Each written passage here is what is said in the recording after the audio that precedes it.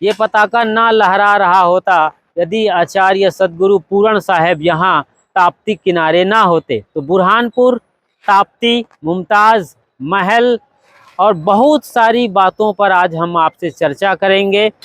लोगों से, संतों से, गुरुजनों से मिलेंगे और सदगुरु पूरण साहेब के बाबत हम अच्छी तरीके से आज जानेंगे, समझेंगे।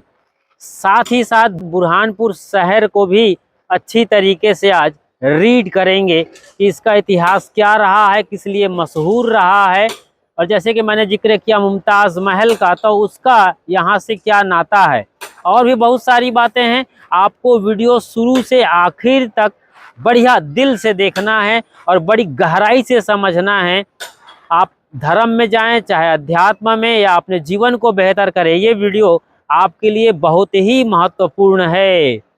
तो आइए इस आश्रम के बाबत हम चप्पे चप्पे की जानकारी लेते हैं और इसके इतिहास को खंगालते हैं संतों के साथ मिलकर, और खूबसूरत नज़ारे हम दिखाते रहेंगे। और आप लगातार बने रहिए। वीडियो अच्छी लगेगी शेयर ज़रूर करिएगा। इसके पहले चैनल पर बिल्कुल नए हैं तो सब्सक्राइब करके बेल आइकन को प्रेस कर नोटिफिकेशन की घंटी बजाना हरगिज़ मत भूलिए, और ऑल को भी सेलेक्ट कर लीजिए। तो जब भी हम ऐसे ही लाइव आते रहेंगे या नई वीडियो अपलोड करेंगे, सबसे पहली सूचना आपको ज़रूर मिलेगी। साहेब जी जो वर्तमान आचार्य हैं सदगुरु महान साहेब जी, लाठी टेकते हुए अपने निवास पर जा रहे हैं। हॉल में थे, वहाँ पर विश्राम कर रहे थे, अब अपने मुख्य कक्ष में आ गए हैं। यहाँ साहेब का मुख्य कक्ष है। श्री कबीर निर्णय मंदिर निःशुल्क चिकित्सा सेवा MP चंद्रवंशी जो भोपाल से आया करते थे, उनकी बेटी यहाँ आशा चौहान बड़वा में रहती है। वो दोनों नहीं आए हैं, लेकिन उनकी अपनी सेवा यहाँ पर चल रही है एलोपैथी की। सर्दी जुकाम बुखार की तमाम दवाइयाँ यहाँ पर मिलती हैं। लेकिन इसी बीच हाँ साहेब बंदगी साहेब, हाँ कब से आती हो आप यहाँ? हम 30-35 साल से। 30-35 साल से आते हैं जी। तो आपके गुरु कौन हैं? हमारे गुरु आचार्य श्री राम स्वरूप साहिब जी। अच्छा, राम स्वरूप साहब जो आचार्य हैं यहाँ के 8वें आचार्य थे ना? नहीं, अभी उनका शरीर शांत हो गया। हाँ, शरीर शांत हो गया, मतलब 1996 में उनका शरीर शांत, अच्छा विदेह मुक्त हो गए वो। जी, शरीर छुटा था उनका वहाँ काठमांडू में। हाँ, जहाँ उनका काठमांडू। तो आपसे क्या खास बात होती थी साहेब की, या कोई खास बात बताए जो आपके दिल को छू गया हो जब बैठे? अभी हमारा ये अहोभाग्य कहो या बदनसीब कहो, जब से हमने कंठी दीक्षा ली तो उनकी हयाती में हम बुरहानपुर नहीं आ सके। अच्छा। और हमारे घर पर उनका आसन था, जब जमात उनकी आई तो हमारे घर पर थे। अच्छा। तो उनके बहुत अच्छे थे, प्रेम वाले थे। हाँ। और बहुत अनुशासन था उनके पास, अनुशासन में रहते थे। और कबीर का दूसरा रूप समझो, ज्ञान भंडार था कबीर का दूसरा रूप थे, और बहुत बढ़िया थे। एक बार जिनके ऊपर दृष्टि पड़ जाए तो वो इंसान बन जाता था। शरीर तो इंसान का होता है, पर मानव असल में मानव बन जाता है। देवी बहन है, इनके पति देवा भाई हैं जो इस बार नहीं आ पाए हैं। आप वडोदरा में हैं और वहाँ सुरेंद्र नगर से पधारे हुए ये रमेश, माफ करिए क्या, रमेश भाई वाघेला? हाँ, रमेश भाई वाघेला, सुरेंद्र नगर, गुजरात जी। तो आपकी दीक्षा किनसे हुई है? आपने किससे दीक्षा ली है?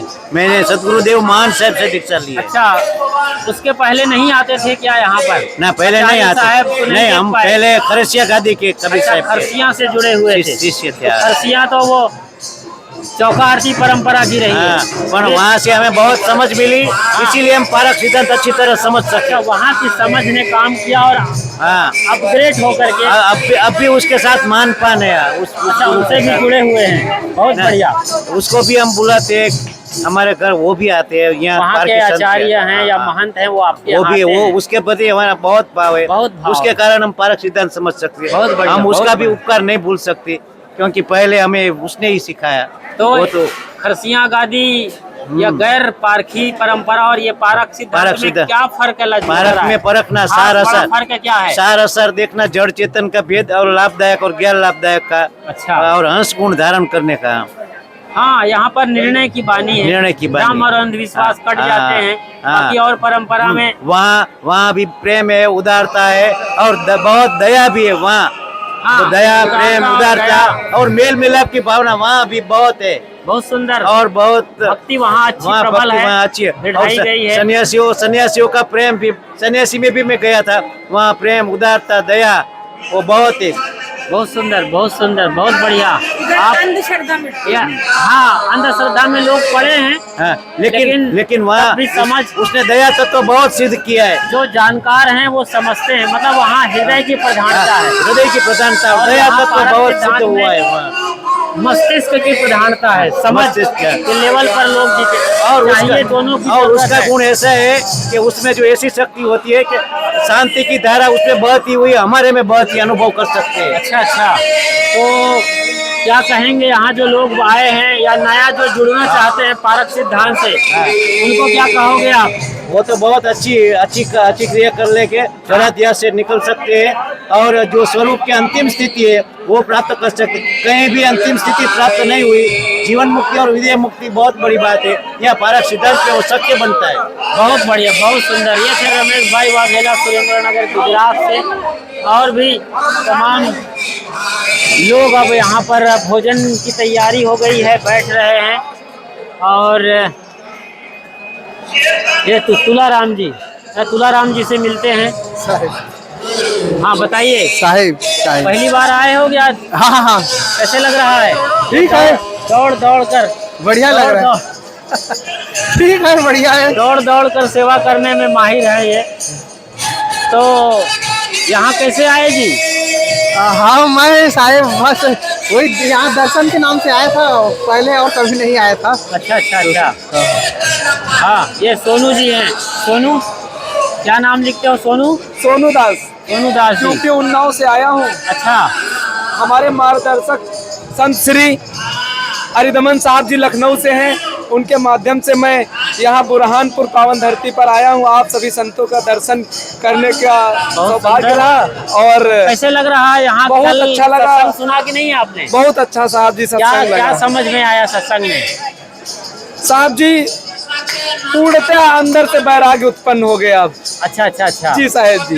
बहुत और बढ़िया। मेरे गुरुजी भी यहाँ से पढ़ के गए, मेरे गुरुजी के गुरुजी भी यहाँ से पढ़ पढ़ाई गए। का केंद्र है ये। हाँ साहब जी। विद्यालय है यहाँ, लगातार पढ़ाई होती है बीजक जी साहब जी। और पूरण साहब जो परम पारखी और परम बैरागी, उनका ये स्थान है, उनका जी प्रताप आज हमारे भी यहाँ है। से साहब जी संत श्री रघुवर साहब जी यहाँ से सन 1933 में यहाँ से बीजक पढ़ाई करके गए। अच्छा। और उन्नाव जिले में पारक सिद्धांत की अलग जगह दी। ओहो। और साहब जी कम से कम 10,000 लोगों की तादाद में वहाँ पर लोगों की टोली इकट्ठा हुई। और वहाँ पर जो है साहब जी वो जीव हत्या होती थी मंदिरों में। अच्छा। सब बंद कराया साहब ने। देखिए कितना हाँ, बड़ा साहब। मैसेज गया। हाँ, एक जगह, उन्नाव एक जिला से स्थान। आए साहब। बहुत सुंदर, बहुत बहुत आभार, अभिनंदन आपका। एक अच्छी समझ। अच्छा अच्छा, जी जी। बड़ोदरा से आते हैं? नहीं, मैं राजकोट गुजरात से। राजकोट से।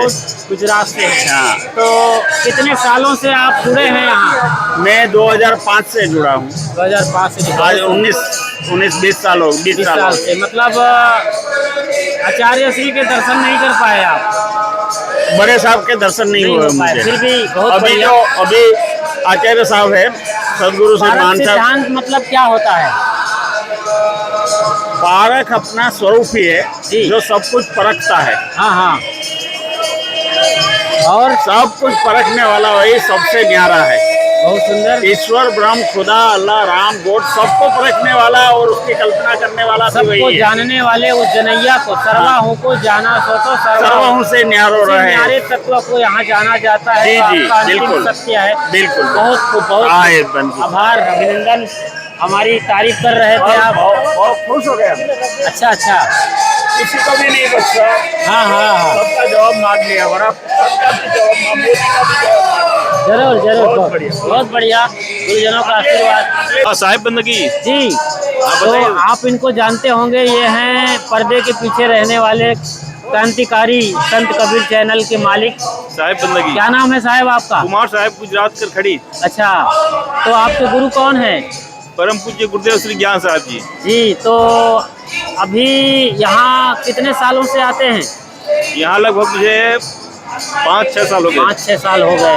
कैसे लगता है यहाँ की व्यवस्था कैसी रहती है? बहुत अच्छा लगता है साहब, बहुत अच्छा। ऐसा लगता है कि हर साल आते रहूं। अच्छा अच्छा, तो यहाँ पर आप चैनल के लिए क्या कर रहे हैं अपने? बस मैं भी रिकॉर्डिंग करता हूँ सभी संतों का प्रवचन भजन, अच्छा, और देश दुनिया में प्रचार प्रसार करता हूँ। बहुत खूब बढ़िया प्रचार करते रहिए और अलग जगाते रहिए। एक साहेब बंदगी। साहेब बंदगी।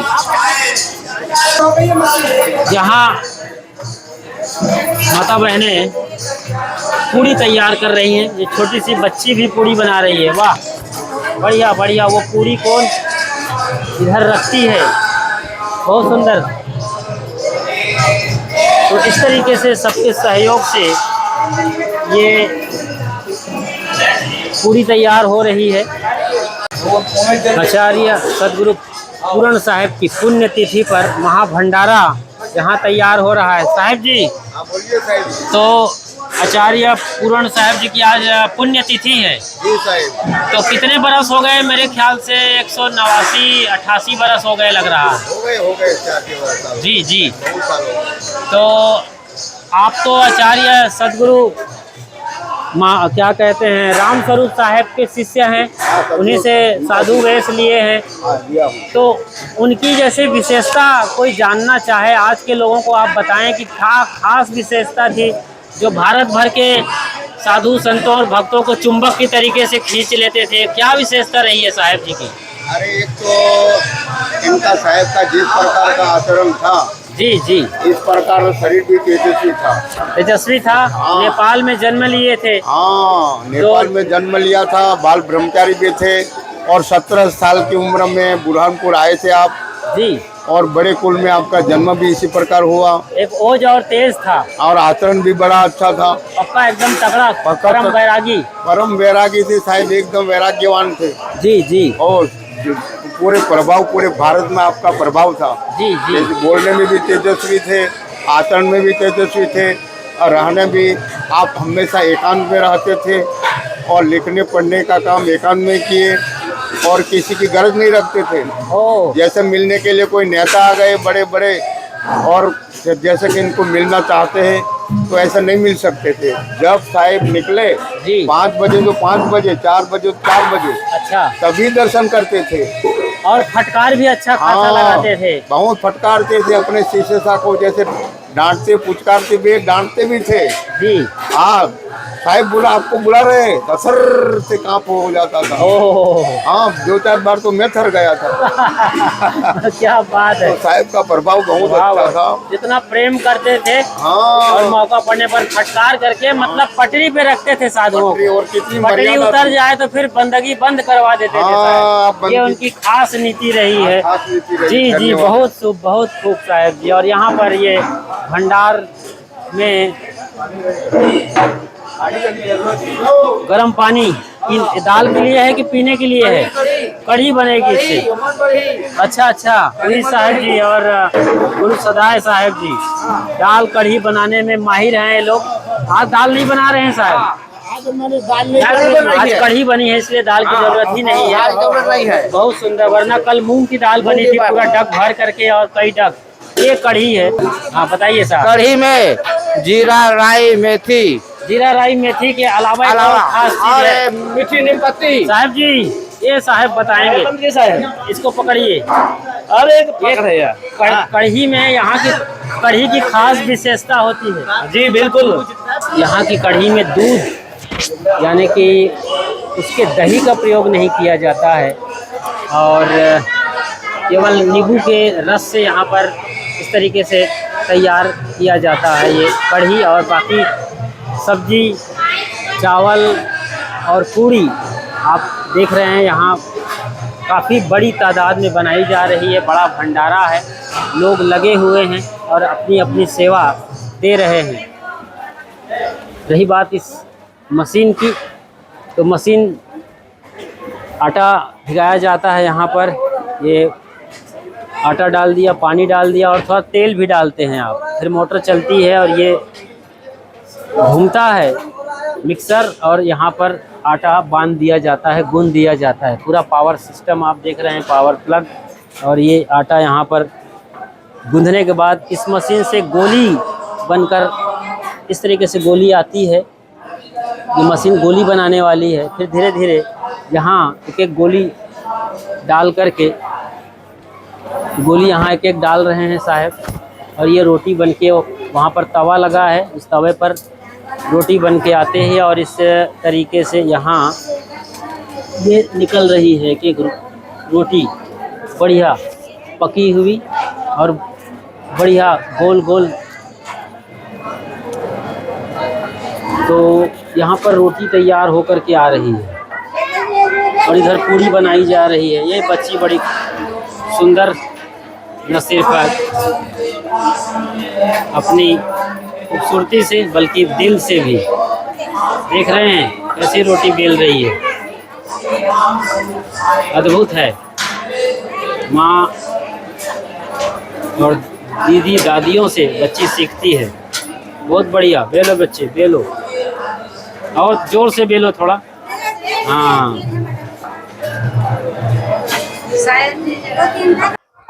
आज 18 नवंबर 2024 है, यानी तिथि के अनुसार अगहन मास की तृतीया, तीज का दिन है।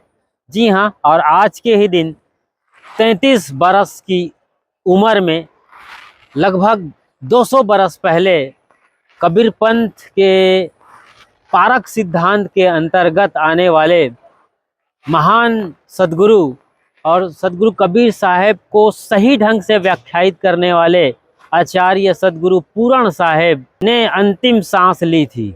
जी हाँ, 33 बरस की उम्र में कबीर साहब को पूरी तरीके से खोल कर रखा, उनके सिद्धांत को, और सही तरीके से कबीर साहब के कथनों का अर्थ लगाया था, टीका किया था, व्याख्या किया था, त्रिज्या। जी हाँ, हम हैं श्री कबीर निर्णय मंदिर बुरहानपुर में। श्री कबीर निर्णय मंदिर बुरहानपुर के प्रथम आचार्य सद्गुरु पूरण साहेब का पताका, पारक सिद्धांत का पताका, कबीर का झंडा सबसे ऊपर। यहाँ हम सुपर टॉप पर हैं श्री कबीर निर्णय मंदिर बुरहानपुर के, और ये एक मंदिर नुमा बढ़िया ढांचा, जहाँ कोई मूर्ति नहीं है, यहाँ जीवित मूर्ति यानी चेतन की पूजा होती है। आश्रम का ये विहंगम दृश्य आप देख रहे हैं। लोग आए हैं इस वार्षिक कार्यक्रम में, नहा धोकर ताज़ा हो गए हैं। सुबह सवेरे कपड़े सुखाए जा रहे हैं, चारों तरफ धूप सेक रहे हैं, ठंड की शुरुआत हो चुकी है। और ताप्ती का किनारा, खूबसूरत ताप्ती, जो कि मध्य प्रदेश के इस बुरहानपुर, जो कि औद्योगिक नगरी रही है, ऐतिहासिक नगरी है, व्यापार का बड़ा केंद्र रहा है, गवाह है ये ताप्ती। जल जहाज के जरिए तब इस तरीके से यहाँ पर ये यातायात और एक्सपोर्ट इंपोर्ट की कार्यवाही हुआ करती थी, यानी यहाँ निर्यात का बड़ा केंद्र रहा है। ये शहर हैंडलूम के लिए जाना जाता है, कपड़े का भारी उद्योग यहाँ है। इसके अलावा तमाम कल कारखाने यहाँ अभी भी लगे हैं। अब हैंडलूम की जगह मशीन लूम है। और जब बात करते हैं ताप्ती की, तो बात याद आती है इस तरफ सद्गुरु पूरण साहब की और उस पार मुमताज़ बेगम की। जी हाँ, दोनों की चर्चा आपको अच्छी तरीके से हम बता रहे हैं। ये जो गुंबद नज़र आ रहा है, ये फारूकी राजघराने के शासकों का मकबरा है, यानी समाधि स्थल कह सकते हैं आप। यहीं उन्हें गाड़ दिया जाता और ऐसे मकबरे बनाए जाते रहे हैं। क्या पता ये आदिल शाह का है या नादिर शाह का है, दोनों में से एक का ज़रूर है, या दोनों का भी आसपास ये हो सकते हैं, क्योंकि कई मकबरे हैं यहाँ पर। और ठीक आगे जाएं इन मकबरों के तकरीबन 2 किलोमीटर, तो आचार्य सद्गुरु पूरण साहब वहीं मुग़ल शासकों के एक महल में रहकर बीजक की टीका त्रिज्या नाम से लिख रहे थे। बड़ा जबरदस्त उनका भी इतिहास है। यहीं महाराष्ट्र में पैदा हुए थे आचार्य सदगुरु पूरन साहेब। आज से लगभग 188-89 बरस पहले खानदेश के भीमभौरी गांव में दो भाई थे और एक उनकी बहन थी सोनाबाई। वो भी बाद में साध्वी हो गई थी। नज़ारे भी देखते रहें, लोग नहा धो के ताज़ा हो रहे हैं, कपड़े सुखा रहे हैं और ये ऊपर का हिस्सा आप देख रहे हैं इस नए कैंपस के। तो सदगुरु पूरन साहेब जब रीवा में थे, नई नई शुरुआत हो रही थी किशोरावस्था के बाद, वहाँ वो बीजक अध्ययन किए रहे हैं। उसके हिसाब से उस पर व्याख्या, कहना चाहिए टीका लिख रहे थे, त्रिज्या। कहा यह जाता है कि रीवा नरेश एक अच्छे जानकार रहे हैं, कबीर प्रेमी रहे हैं, तो खुद वो बीजक पर टीका लिख चुके थे त्रिजी नाम से। पूरन साहब ने चाहा कि जाने देखें उस टीका को, लेकिन ऐसा संयोग नहीं बना। या एक और कहानी कहती है कि जब वहाँ पर पूरन साहब ने देखा तो जो व्याख्या रही है या टीका, उसमें राम का जहाँ भी जिक्र हुआ दशरथ नंदन श्री राम बता रहे थे रीवा नरेश। और जब इस बात को याद दिलाए पूरन साहब ने राजा को, नरेश को, तो उनको बड़ा नागवार गुजरा कि ये बालक हमें सिखा रहा है कि राम कौन है। और थोड़ी बातचीत कहा सुनी में बदल गई। आखिर बात नौबत यहाँ तक पहुँच गई। गुरुजनों ने कहा पूरन साहब से कि आप यहाँ ना रहें, पानी में रहकर मगर से बैर करना व्यर्थ है, इसलिए कहीं और चले जाएं और अपनी रचना को पूरा करें जो वो त्रिज्या नाम से लिख रहे थे। फिर घूमते घामते यहीं ताप्ती नदी के किनारे आए। महल में रहकर लिखा करते थे। बाद में राजकुमारी को पता चला, जब उधर वो टहलने गई थी तो कागज पुर्जा देखा तो उन्हें लगा कोई है यहाँ लिखता पढ़ता है, और उन्होंने दरखास्त की राजा से। और बाद में ये लोगों में बात आ गई, चर्चा आ गई। फिर वहाँ से तकरीबन 2 किलोमीटर दूर इस ताप्ती के किनारे ही इसी जगह पर आए थे जहाँ ये आज पंडाल नज़र आ रहा है। यही नीम का पेड़ रहा है, उसी नीम की छांव में बैठकर वो त्रिज्या लिखते थे। त्याग और वैराग से रहते थे। पूरन साहब, जिनके बचपन का नाम पूरन सिंह था, उनके बड़े भाई गुलाब सिंह थे, जो बाद में सदगुरु सुखलाल साहब से साधु वेश लेकर गुलाब दास हो गए। तो उनके साथ लगातार पूरन साहब बीजक अध्ययन करते रहे। फिर यहाँ आकर टीका लिखने लगे और धीरे धीरे लोगों में पता चला, तो लोगों ने चाहा कि यहाँ पर कुछ बनाया जाए। एक झोपड़ी तैयार करने की बात आई। बाद में चंदा इकट्ठा हो गया कि यहाँ आश्रम बने, कुटिया बने। लेकिन पूरन साहब तो मस्त मौला, फक्कड़ अक्खड़ घुमक्कड़ थे। आखिरकार उन्होंने सारा पैसा चंदा का संतों के भंडारा में कर दिया। ये उदासीन अखाड़ा के संत भी उनके गवाह हैं। आज यहीं पर भंडारा कर दिया संतों को, और खिला पिला करके आया गया खर्च, साधु का मामला फर्ज पूरा कर दिया। यानी साधु क्या पैसे रखें जब घर द्वार और सब कुछ छोड़ आए हैं। तो त्याग बैराग से रहने वाले पूरन साहब के लिए कहाँ ये संभव था। इस तरीके से यहाँ पर ये महल धीरे धीरे बनना शुरू हुआ था। 200 बरस पुराना ये महल है। हम इसके चप्पे चप्पे की जानकारी अभी नीचे चलकर दिखाएंगे। और ये बुरहानपुर शहर ऐतिहासिक औद्योगिक नगरी, तमाम कल कारखानों से भरपूर है। इधर बाज़ार है, जामा मस्जिद काफ़ी प्रसिद्ध है। टावर आप देख पा रहे होंगे मंदिर के ठीक सामने, और उस टावर के बीच में मेरे ख्याल से जामा मस्जिद वही है। ये बड़ा मोटा टावर आप देख पा रहे हैं, और कई ऐसे और टावर हैं।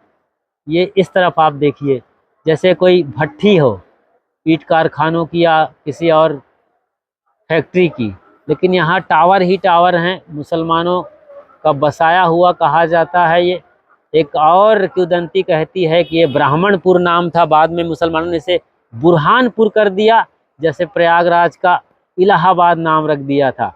तो ये जो मीनार है, टावर है, आप जानते हैं कबीर साहब ने क्या कहा है, कंकड़ पत्थर जोड़ के मस्जिद लिया चुनाए, ता चढ़ मुल्ला बांग दे क्या बहरा हुआ खुदाए।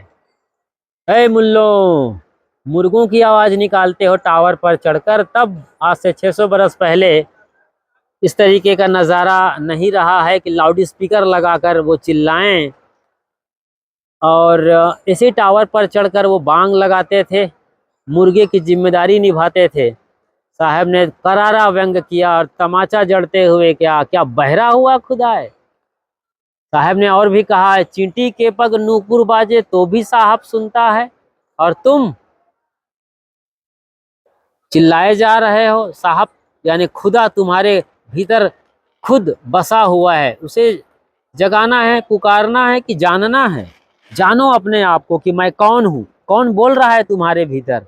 झकझोरा, जैसे कबीर साहब ने बीजक में झकझोरा, ऐसे ही पूरन साहब ने भी यहाँ आसपास के लोगों को झकझोरना शुरू किया, और धीरे धीरे ये आश्रम फिर उनके जाने के कई बरस बाद तैयार हुआ, और आज ये भव्य रूप देख रहे हैं। तो साहब ने ये कहा कि अपने को जानने के लिए भोंपू लगाने या लाउड स्पीकर चिल्लाने की ज़रूरत नहीं है।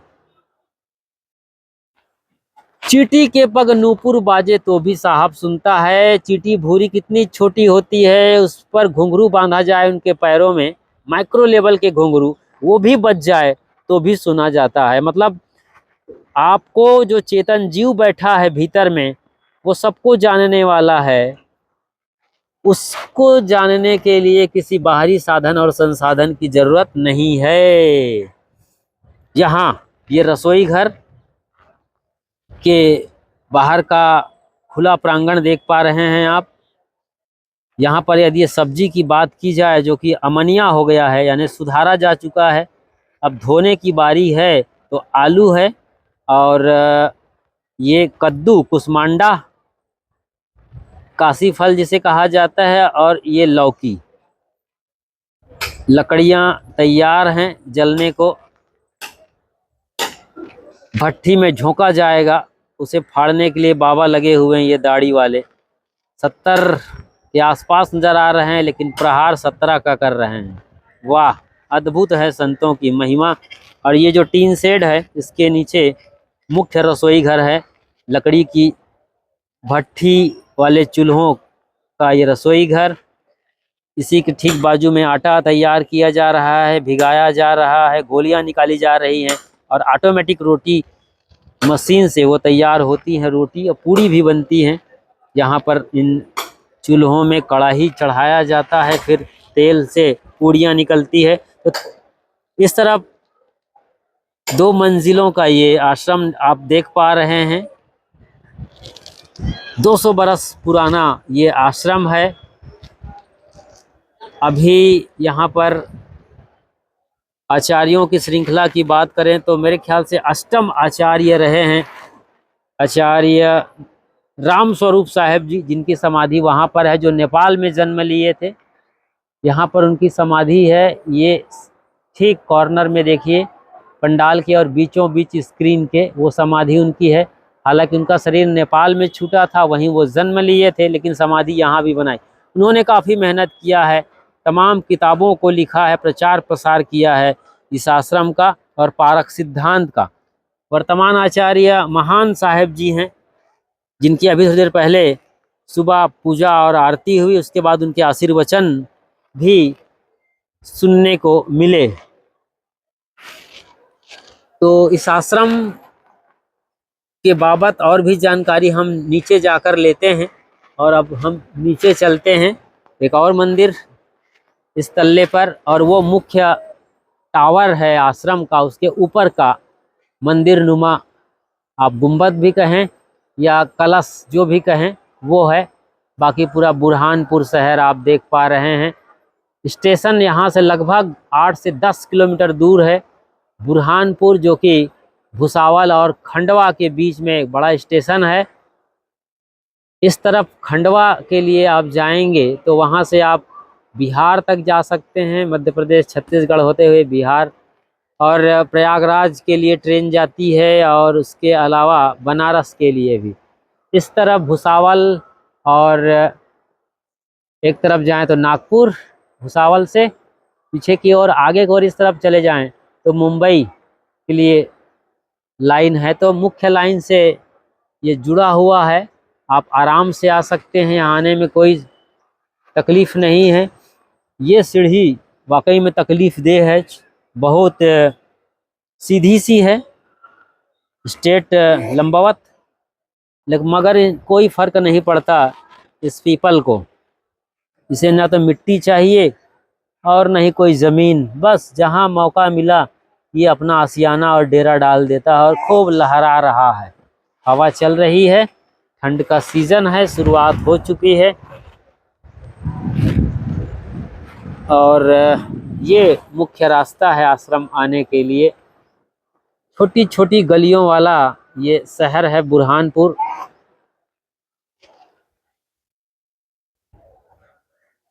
बात करें मुमताज की, तो इसी ताप्ती के उस पार जो पेड़ पौधों वाला इलाका है, यहीं उनका मकबरा शाहजहां ने बनवाया था, मेरे ख्याल से 16वीं शताब्दी में। लेकिन यहाँ पर बात बनी नहीं, मकबरा के लिए वो ताजमहल चाहते थे कि ताजमहल बनाया जाए, मगर राजस्थान से पत्थरों को लाना और यहाँ किनारे बलुई मिट्टी होने की वजह से वो दमदार ताजमहल ना बन पाता, इसलिए मुमताज को यहाँ दफनाने के बावजूद उखाड़ कर उसकी लाश को वहाँ शिफ्ट किया गया था आगरा में, जहाँ आज ताजमहल है गंगा जमुना किनारे, क्योंकि वहाँ की ज़मीन बड़ी अच्छी है और भी कई बेनिफिट्स रहे हैं वहाँ पर। ख़ास तौर से पत्थर लाने में राजस्थान से नज़दीक पड़ रहा था, खर्चे भी कम पड़ रहे थे, इसलिए शाहजहां ने, गज़ब की बात है कि अपनी बेगम को उखाड़ करके सीधा आगरा शिफ्ट कर दिया। ये अद्भुत कहानी है, ख़ास तौर से 8वें आश्चर्य कहे जाने वाले विश्व के उस अजूबे ताजमहल की यहाँ से जुड़ाव है। मायका रहा है ये मुमताज़ महल का। बुरहानपुर जंक्शन से जब आप आते हैं तो यहाँ ऑटो और टोटो के ज़रिए इसी रास्ते से आप आते हैं, यही मुख्य मार्ग है आश्रम का। और ये बड़ा पीपल का पेड़ काफ़ी बड़ा गवाहा है, बरगद भी साथ में है, काफ़ी पुराना ये पेड़ है। और यहाँ ये सामने का हिस्सा दिख रहा है आपको, जी हाँ, कबीर मंदिर यानी कबीर निर्णय मंदिर बुरहानपुर का ये मुख्य सामने वाला हिस्सा है। उसका टावर ऊपर आप देख रहे हैं, मंदिर नुमा बना दिया गया है, उसमें कलश भी स्थापित है और लहरा रहा है पारक का पताका। तो 3 से 4 मंजिला ये इमारत है आश्रम का। ये सामने का दृश्य आप देख रहे हैं, श्री कबीर निर्णय मंदिर बुरहानपुर। वहाँ स्पष्ट चमकदार लिखा हुआ है और यहाँ पर बाजार का आलम है, दुकानें सजा दी गई हैं, ये नारियल और प्रसाद। इसके अलावा यहाँ पर चाय पानी और नाश्ता का भी है, फल यहाँ पर काफ़ी तादाद में आया हुआ है। ये पुराना एक बिल्डिंग है, लाल गेरुए रंग से गेरुए से पोता हुआ। अब ये स्कूल है फिलहाल, मतदान केंद्र भी यहाँ बनाया जाता है। और यहाँ के जो पुलिस प्रशासन के जानकार हैं, पुलिस वाले भी आए हुए हैं। आपका सफ़ेद ड्रेस क्या? यातायात ट्रैफिक पुलिस हैं आप? अच्छा अच्छा अच्छा जी। तो ये जो बिल्डिंग है, मैं सुना हूँ कि स्कूल है, स्कूल चलती है। अच्छा अच्छा, तो ये राजाओं के ज़माने का मालूम पड़ रहा है जी, जिस तरीके से इसका ढांचा है और ये बारीक ईंट इसमें लगाई गई है। खैर, यहाँ पर एक मंदिर बना दिया गया है, भैरव बाबा का बताया जा रहा है। आश्रम के मुख्य गेट के ठीक बाजू में है ये। और ये पिलर जो काफ़ी सपोर्ट पिलर है, ये काफ़ी तगड़ा मालूम पड़ रहा है। ईंट तो आप देख रहे हैं, तमाम सपोर्ट पिलर दिए जाते, क्योंकि नदी का किनारा रहा है कभी कभी न कभार बाढ़ यहाँ आ जाती रही है। इसके लिए ये सपोर्ट पिलर देखिए, काफी ऊंचा ये पिलर है। अभी भी वहाँ पर वो मंदिर और ध्वजा लहरा रहा है। तो नदी किनारे बाढ़ आना और तबाही होना आसानी की बात है। ये इसका मुख्य जो है गेट है, लोग हैं, तमाम बातें हैं। किताबें यहाँ पर बिक रही हैं। कंठी माला वालों का भी अच्छा खासा बाबा हाथ जोड़ रहे हैं, जबकि वो खुद बड़े जानकार हैं। ये कंठी क्या दिया है बड़ी वाली? हाँ, 15 का एक देते। कहाँ से आए बाबा? जयपुर राजस्थान से आते हैं आप। ये कंठी आप बनाते हो या कोई और? आप सिर्फ बेचते हैं खरीद कर? इधर भी कंठी और माला के साथ यहाँ पर ये दादी हर बार आती हैं, हर जगह पहुँच जाती है। कंठी, माला, धागा, हाँ कई कंठियाँ हैं इसमें। कहाँ गए श्रीमान जी? चाय पीने चले जाते हैं हर बार। कल भी नहीं मिल रहे थे, बड़ी मुश्किल है उनकी। उनको अच्छा लगता है सवेरे घूमना। तो ये कंठी छोटी वाली कितने की है? 10 रुपए की। ये 10 रुपए की है। ये भी 10 रुपए की। जी। ये 20 रुपए का है। ये 20 का है। ये 50 का। 50 का। 300 का। 400 का। अच्छा अच्छा, 108 दाने के मन के हैं। हाँ, वो बड़े वाले कितने के हैं? हाँ हाँ दिखाइए, बताइए ये कितने में आ रहा? 500 रुपए का है। ये 600 रुपए का है। 500 600 क्यों है? दाना तो छोटा है इसका। 300 कलर में ये अच्छा। प्लेन है, ये कटिंग है। अच्छा अच्छा, हाँ इसमें जो धारी पड़ी हुई है ये एकदम गोलाई के साथ है। कहाँ से आते हैं आप? राजस्थान, झालावाड़ जिला। झालावाड़ राजस्थान से आते हैं। अच्छा, बढ़िया, खूब अच्छी चल रही है आपकी दुकान, लोग खरीद रहे हैं। हाँ, जिनके पास पैसे ना हो सस्ते में दे देना। सस्ते में भी दे रहे हैं, कोई ऐसे मिल जाता है ऐसे भी पहना दूंगे तो। हो, बहुत बड़ा दिल है इनका भी। और ये पारक सिद्धांत के महापुरुष यहाँ पर आप देख पा रहे हैं। सदगुरु आचार्य पूरण साहेब जी सबसे ऊपर हैं और मूल में सदगुरु कबीर साहेब और बाकी संत आप आसानी से देखकर समझ सकते हैं। ये संतोष साहेब जो कि सौसर मध्य प्रदेश में रहते हैं, बूढ़े हैं, 96 की उम्र है और हाथ से उन्होंने ये सारा कुछ डिजाइन किया है कंठी के रूप में। और बड़ी बात है, चंदन की लकड़ियां हैं और ये देखिए डिजाइन कितना बढ़िया उन्होंने हाथ से अभी भी वो बना रहे हैं आसन पर जी। और ये मध्य प्रदेश टूरिज्म की ओर से ये आश्रम के ठीक सामने बोर्ड लगाया गया है पत्थर का। मतलब ये एक ऐसी जगह बन गई है टूरिस्ट के लिए, पिलग्रिम्स कह सकते हैं आप। अलख इलाही एक है, नाम धराया दोय, कहें कबीर दो नाम सुनी, भरम परो मति कोय। मतलब परम सत्य एक ही है, नाम हजार हो कोई फर्क नहीं पड़ता। दूसरी बात, आदमी आज जाति और धर्मों में बट गया है, उसी पर कबीर साहब का करारा प्रहार है। जाति न पूछो साधी की, पूछ लीजिए ज्ञान, मोल करो तलवार की, पड़ा रहन दो में। तुम क्या तलवार के खोल की क्या कीमत होती है? तलवार की कीमत होती है। तो जाति ये सब काम चलाऊ चीजें हैं। और इस तरफ कबीर बाजार, दवाइयों का भी अच्छा खासा सिलसिला आया हुआ है। नैमिषारण्य से साहेब आते हैं और इस तरफ बाजार है। बाजार में बहुत सारे कपड़े बिक रहे हैं और भी बहुत कुछ। ये कहाँ से आई हैं आप लोग? बहराइच से आई हैं। क्या नाम है आपका? पुष्पा। ये बहराइच से हो आप? बलिया से हो?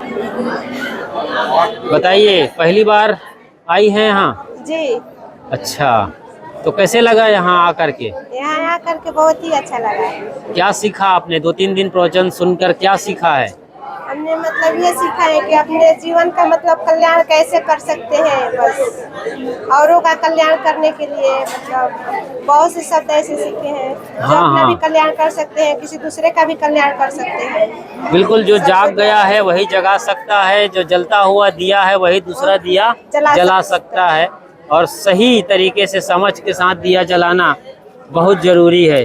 बाबा कहाँ से आए हैं आप? गुजरात, सूरत। गुजरात से आए हैं। जी हाँ।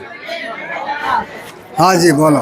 तो क्या उम्र है आपकी अभी? मैं 82 चालू है सर। 82 चालू है। तो आपने राम स्वरूप साहब जी का दर्शन किया है? जी हाँ। वाह, आप बड़े जानकार हैं मालूम पड़ रहे हैं। तो क्या बातचीत हुई कभी आपके साथ आमने सामने बैठकर, कुछ बातें हुई है? जी हाँ। क्या क्या बात हुई है आपके साथ? गुरुजी बोलते थे अमृत जीवा, मरजीवा, हे मरजीवा अमृत पीवा। कबीर साहब की ये वाणी है बीजक के अंदर, ये मरजीवा अमृत पीवा। क्या दसी मरसी पतार, बहुत सुंदर।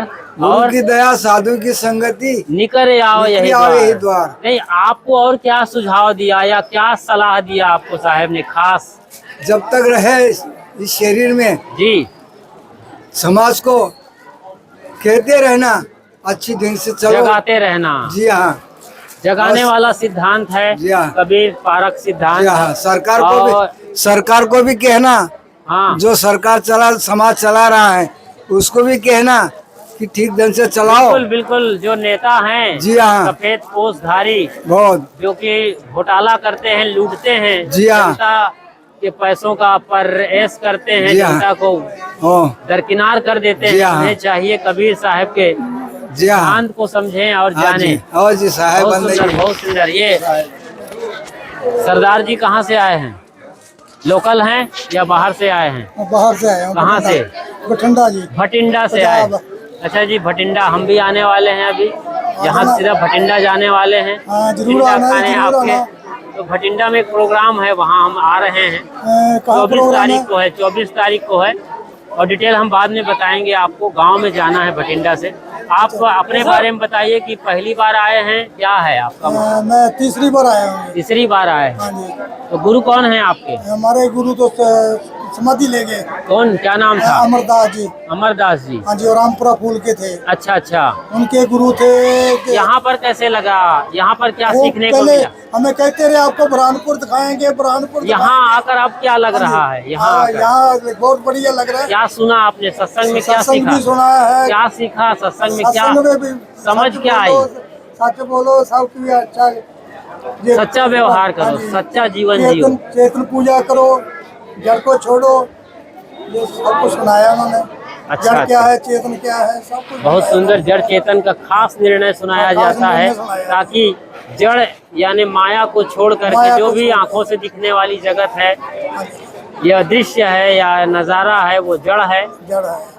मिटने वाला है। इसलिए उसके जानने इनको वाले छोड़ो। चेतन में रमो, चेतन में क्योंकि रहो। इसी में ही शांति है और परम सुख है। हाँ जी। कबीर बाजार में ये कपड़े बिक रहे हैं। हैंडलूम का बड़ा केंद्र है ये बुरहानपुर। यहाँ कपड़े सस्ते दाम में मिलते हैं। कई चीज़ें सस्ती हैं यहाँ पर। किलो किलो भर के ले जाइए। काजू किशमिश जैसे मेवा की चीज़ें और भी कई संसाधन यहाँ पर आपको बहुत सस्ते में मिलेंगे। ये खोल मालूम पड़ रहा है। एक खोल है क्या? क्या चीज़ है ये? ये रजाई की खोल है। रजाई की खोल है। अच्छा, कितने में दे रहे हो? 150 में दे रहे हो जोड़ी? बढ़िया, अच्छा है। तीन ले तो और कम कर देना। हाँ, कुछ कम कर दिया करो। यहाँ पर कुछ श्रृंगारिक प्रसाधन बिक रहे हैं और ये कटपीस। इसके अलावा बात करें तो ये यहाँ पर इसी तरीके से कपड़े बिक रहे हैं। देखना होगा कि क्या है ये क्या कटे कटे फटे कपड़े भी बेच रहे हो? क्या है जी ये? जी क्या है ये? छोटे छोटे कपड़े मालूम पड़ते हैं ये ब्लाउज पीस के लिए है। अच्छा अच्छा, बहुत सुंदर। साड़ी बना के बैठ सकते हैं। और बैठने वाला मेरा खो गया है एक, मैं बाद में ले लूँगा आपसे। कल भीड़ में खो गया और वो मिल नहीं रहा है, तो यहाँ लिया जाना चाहिए। मैं आऊँगा ज़रूर। और इसी बीच यहाँ पर तस्वीरें आई हैं कबीर साहब की, साहित्य भी हैं, कबीर दर्शन और कई किताबें जो कल थी वो बिक गई है। सदगुरु अभिलाष साहब की रचना कबीर दर्शन भारतीय दर्शनों पर तुलनात्मक अध्ययन है। और बहुत सुंदर तस्वीर है। आचार्य राम स्वरूप साहब की वो तस्वीर दिखा रहे हैं।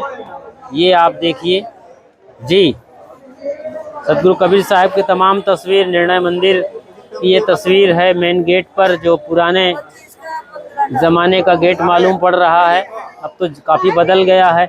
और तमाम तस्वीर, कंठी माला और भी बहुत कुछ। ये रंग बिरंग यानी रंगा बिरंगा कपड़ा है। ये मच्छरदानी है जी, बहुत महीन मालूम पड़ रही है ये। इसकी जो इसमें छेद बहुत महीन है, मतलब मच्छर क्या, मच्छर के बच्चे भी इसमें पार नहीं होंगे। देख रहे हैं, आर पार दिखाई दे रहे हैं साहब लोग मच्छरदानी से। तो ये कई कलर के हैं और बड़ी महीन बिनाई है इसकी। कितना मीटर देते हो भैया? 20 रुपये मीटर में। चलिए संतों के लिए और सस्ता लगा दिए, 15 रुपये मीटर में। ले लो साहब, आप ले लीजिए, लेना है कि नहीं? ज़रूर लीजिए। तो सस्ते दाम में है, मच्छरदानी के कपड़े हैं कट पीस, और ये यहाँ पर 10 रुपये में दे रहा है। क्यों जी? ये क्या काम आता है? यहाँ बुरहानपुर में लोग क्यों खरीदते हैं इसको ज़्यादातर? फ्रॉक कुर्ती, अच्छा, फ्रॉक कुर्ती, मच्छरदानी, मल्टीपर्पज़ यूज़ है इसके। और इसी के साथ यहाँ पर चादर की भी यहाँ बड़ी तबाही मचा दिया है इन्होंने, पूरा गाड़ी को भर दिया है टॉवेल से। फिर चादर क्या दे रहे हो भैया? 150 रुपए की 2 चादर। 150 में 2 चादर दी जा रही है यहाँ पर। काफ़ी कलरफुल चादर हैं। और दरी की क्या कीमत है? ये बड़ी वाली दरी, ये दरी है कि क्या बोलते हैं? दरी क्या देते हो इसका? 850 रुपए के 2। 800 में 2 दे रहे हैं जी। और भी सस्ते किए जा सकते हैं। ये बड़ी अच्छी उदारता है यहाँ पर। तो सामने का परिसर है, ये रोड है, यहाँ पूरा कबीर बाजार लगा हुआ है और कपड़ों का अंबार। करघा चलाते थे साहब, कपड़ा बुना करते थे उस जमाने में, इसीलिए यहाँ पर भी ये देखा गया कि कपड़े ही कपड़े हैं। कहीं ना कहीं बड़ा अच्छा कनेक्शन है।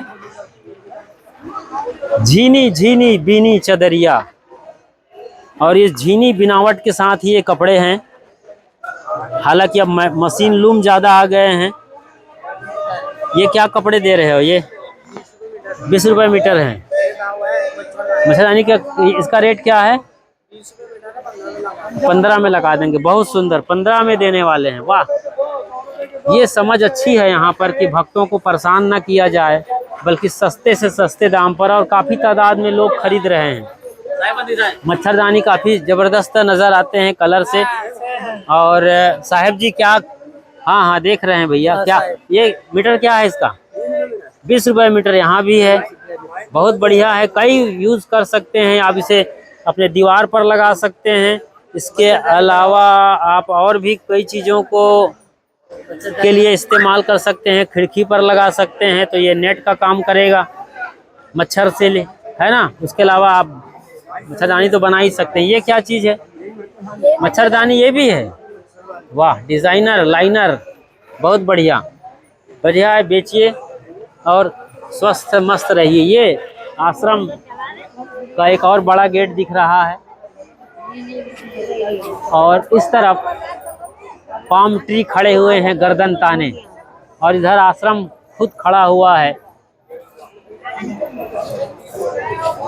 दूर तक संदेश देता हुआ कबीर साहब के ज्ञान का। दूर देश से, दुनिया भर से लोग यहाँ आते हैं। कहाँ से आई हैं? भोपाल से। भोपाल वाली हैं ये। कौन कौन आए हैं? मम्मी है, बुआ है, दादी है। बताओ जरा, और कौन कौन आए हैं? मम्मी, बुआ, दादी?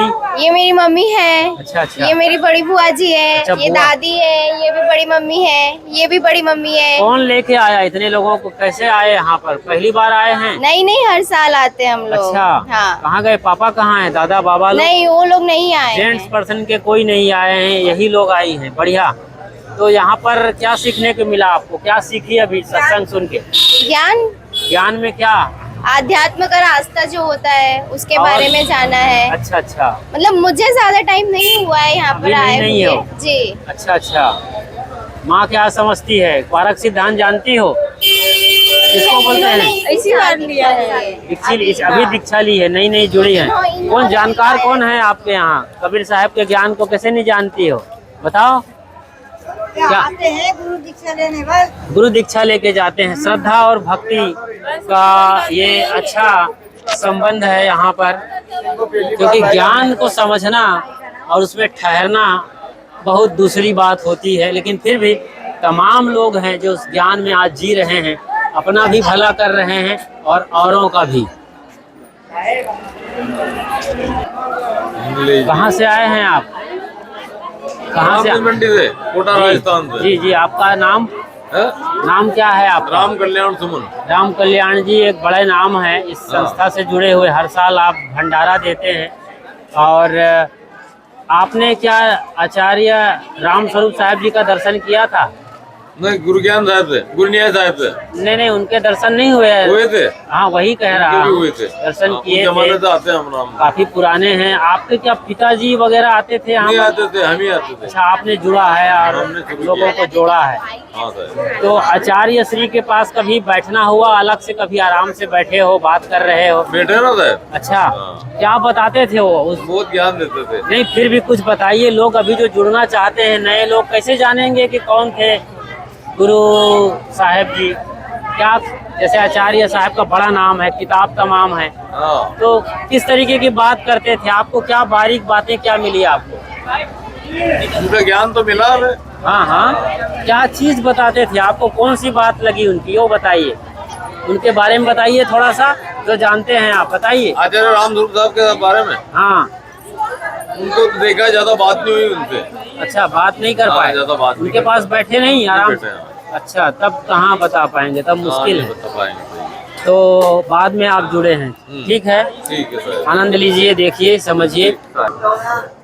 इस तरीके से हम अब वापस आ गए हैं आश्रम के इस टावर के नीचे बड़े गेट पर। मेन एंट्री गेट है ये, और यहाँ लोगों से मिलते हैं और बात करते हैं कि वो क्या समझते हैं अभी अपने गुरु और परंपरा के बारे में। जैसे आप एंट्री लेते हैं, यहाँ पर ये काउंटर है जहाँ प्रवेश पत्र दिया जाता है। साहब जी बताइए, प्रवेश पत्र कितने में देते हैं? 10 रुपए में देते रहते हैं। अभी तक कितने लोग आ चुके हैं यहाँ? अभी तक लोग आ चुके हैं 2500 के आसपास लोग आ चुके हैं। काफी लोगों का नाम एंट्री नहीं होता है। अभी और आएंगे? कब तक लोग आएंगे? आएंगे अभी 12-1 बजे तक आएंगे, 1 बजे तक आएंगे। अच्छा, आज आना है? आएंगे लोग पूजा तक। बढ़िया, लोग आते रहें और अपने गुरु के ज्ञान में डूबते रहें। ये ऊपर जाने का है, यानी मुख्य समाधि मंदिर और सत्संग पंडाल के लिए जगह है। मुख्य आश्रम इसी तरफ है, लेकिन ये इस तरफ एक छोटा सा गलियारा है जो आपको नीचे लेके जाता है अंडरग्राउंड, जहाँ पर घर हैं, जहाँ पर निवास है तमाम लोगों के, और भी बहुत कुछ है।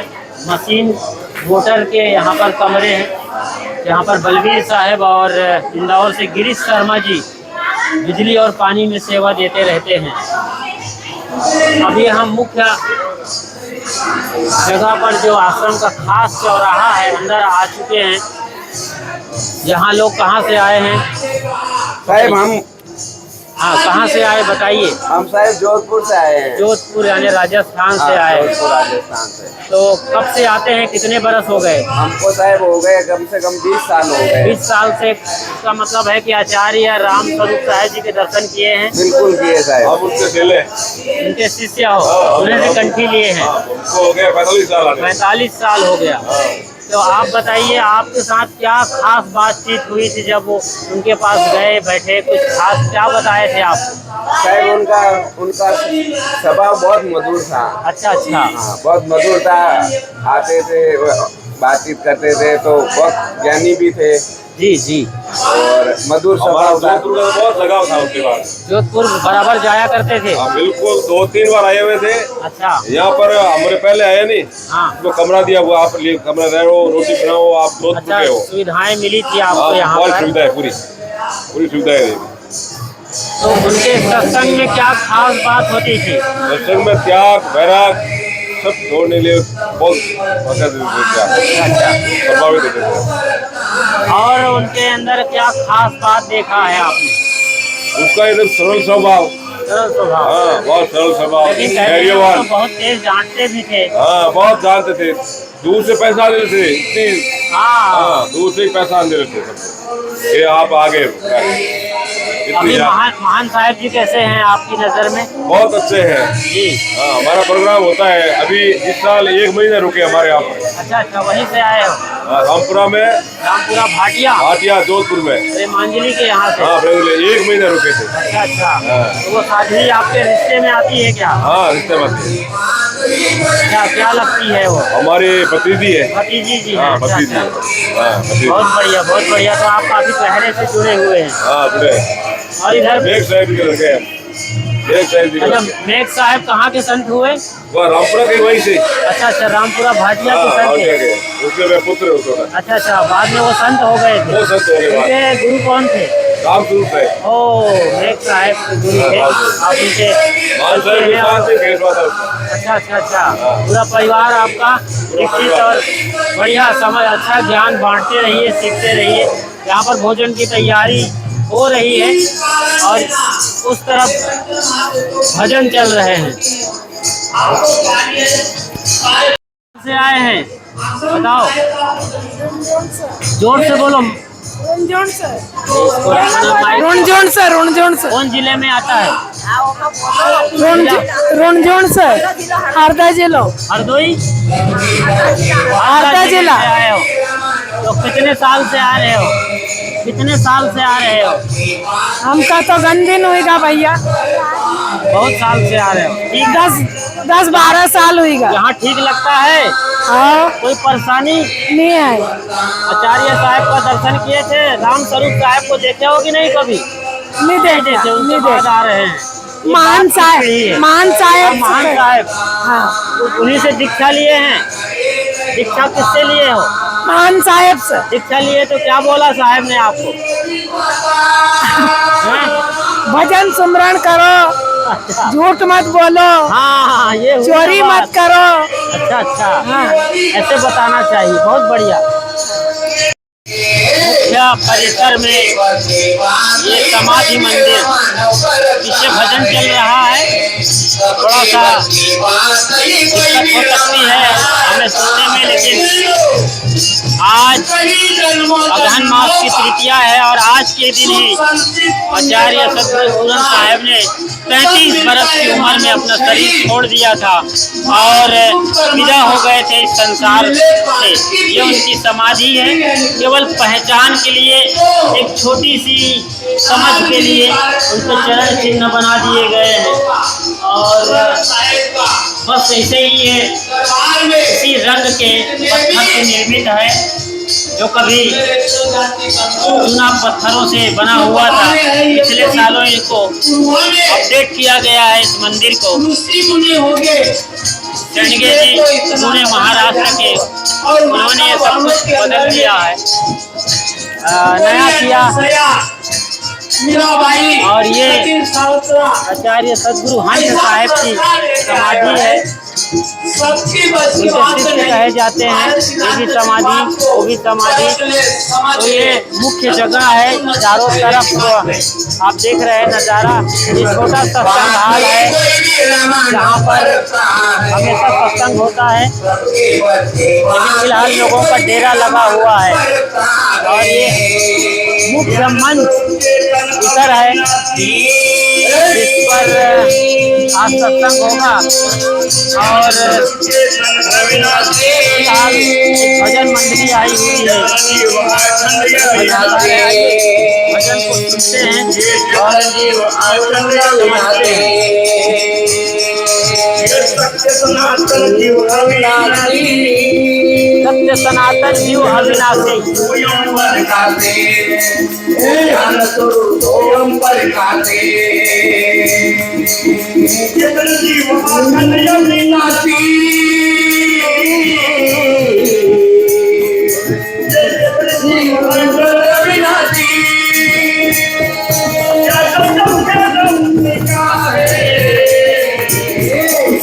सबके बात नहीं कोई मिला मानो परसार है, सबके बात नहीं कोई मिला मानो परसार है।